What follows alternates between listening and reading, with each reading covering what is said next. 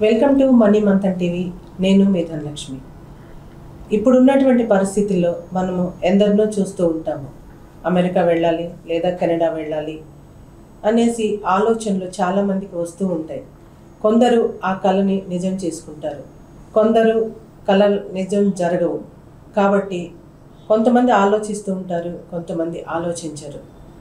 అమెరికాలో మరి ఉన్నప్పటికీ కూడా మాతృ దేశం మీద ప్రేమానురాగాలు, మమతానురాగాలతో మరి నేను నా మాతృభూమికి నాకున్నటువంటి ప్రేమతోని నేను మరి నా ప్రజలకి, నా సమాజానికి నేను ఏం చేయాలి, ఏం చేస్తే బాగుంటుంది, ఎలా చేస్తే బాగుంటుంది అనేటటువంటి ఆలోచన కొందరికే ఉంటుంది.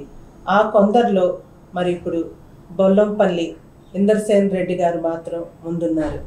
వారు మరి అమెరికా వెళ్ళి మరి అక్కడ చదువు, ఉద్యోగం, మంచి భవిష్యత్తు, చెప్పాలంటే కార్లు, బంగ్లాలు ఎన్నో కొనుక్కొని ఎంతో మరి విలాసవంతమైనటువంటి జీవితం జీవించగలిగినటువంటి వ్యక్తి అక్కడ.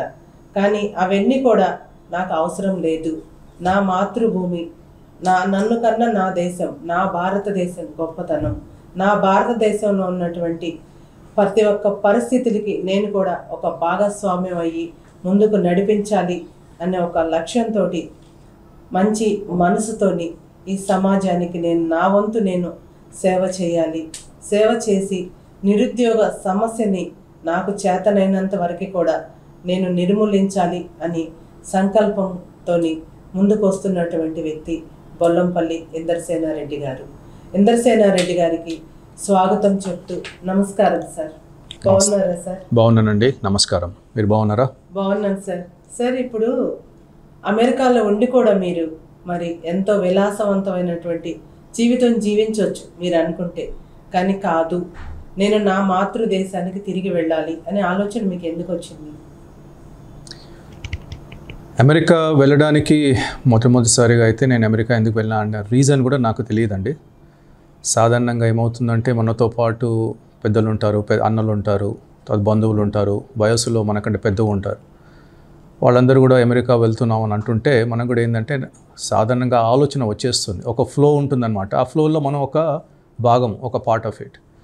సో అన్న వెళ్ళాడు కాబట్టి, మా బావ వెళ్ళాడు కాబట్టి నేను కూడా అమెరికా వెళ్ళాలన్న ఆలోచనతో వెళ్ళాను. కానీ ఇది ఎందుకు వెళ్తున్నాను, అసలు ఒక గొప్ప మనిషి గొప్ప మనిషి కావాలని అనుకుంటున్నానా, అట్లాంటి ఏమీ ఆలోచన లేకుండా ఒక ఫ్లోలో వెళ్ళిపోయాను. మాస్టర్స్ చేశాను.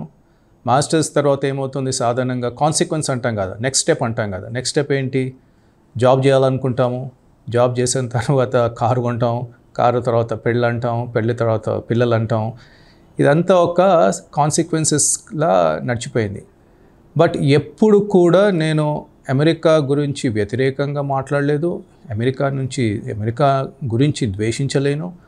అమెరికాలో ఉన్నంత వరకు నేను అమెరికాని గ్రేటే అన్నాను. ఇప్పుడు కూడా America is a great country అంటాను. కానీ మన భారతదేశం అనేది గ్రేటెస్ట్ కంట్రీ.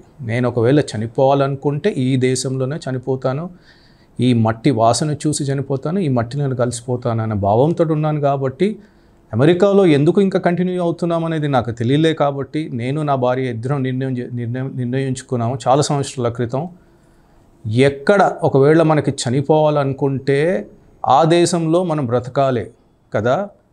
మనం ఇప్పుడు ఇద్దరం కూర్చున్నాము, ఒక నిర్ణయం తీసుకుందాం, ఏ దేశంలో మనం చనిపోవాలనుకుంటున్నాము, అమెరికాలోనా భారతదేశంలో? అంటే ఎందుకు అమెరికాలో చనిపోతాం? మనం చచ్చిపోతే మన భూమి మీద చచ్చిపోదాము, అది మన ఇండియాలో చచ్చిపోదాము అన్నప్పుడు అప్పుడు భారత్కి రావాలి అని నిర్ణయించుకొని ఒక సంవత్సరం లోపే అన్ని ప్యాకప్ చేసేసుకొని ఇండియాకు వచ్చేసాం. అలా మా ప్రయాణం జరిగింది, బ్యాక్ టు ఇండియా. ఓకే, మీకు అసలు అమెరికా వెళ్ళాలన్న ప్లానే లేదు, అలాగే ఇండియా రావాలన్న ఆలోచన మాత్రం వచ్చింది. అది ముందు మీకు వచ్చిందంటారా, లేకుంటే మీ శ్రీమతి గారికి వచ్చిందంటారా?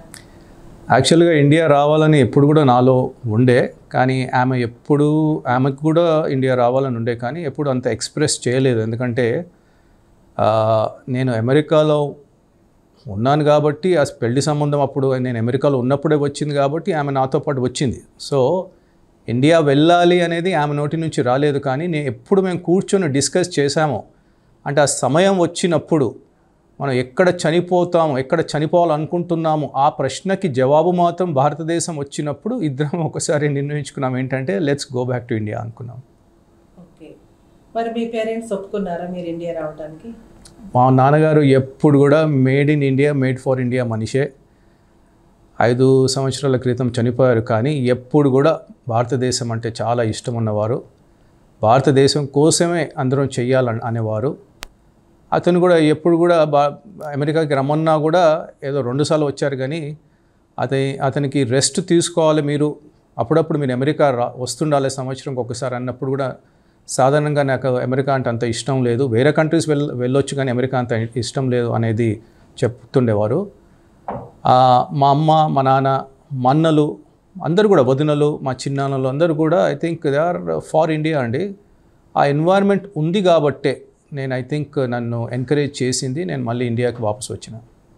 అంటే మీకు మీ కుటుంబ సభ్యులందరి సహకారం ఉందంటారైతే? అబ్సల్యూట్లీ అండి, అబ్సల్యూట్లీ. ఎందుకంటే మా నాన్నగారు ఒక గొప్ప న్యాయవాది ఉండే, లెజెండరీ న్యాయవాది, మంచి జడ్జిగా ఉండే.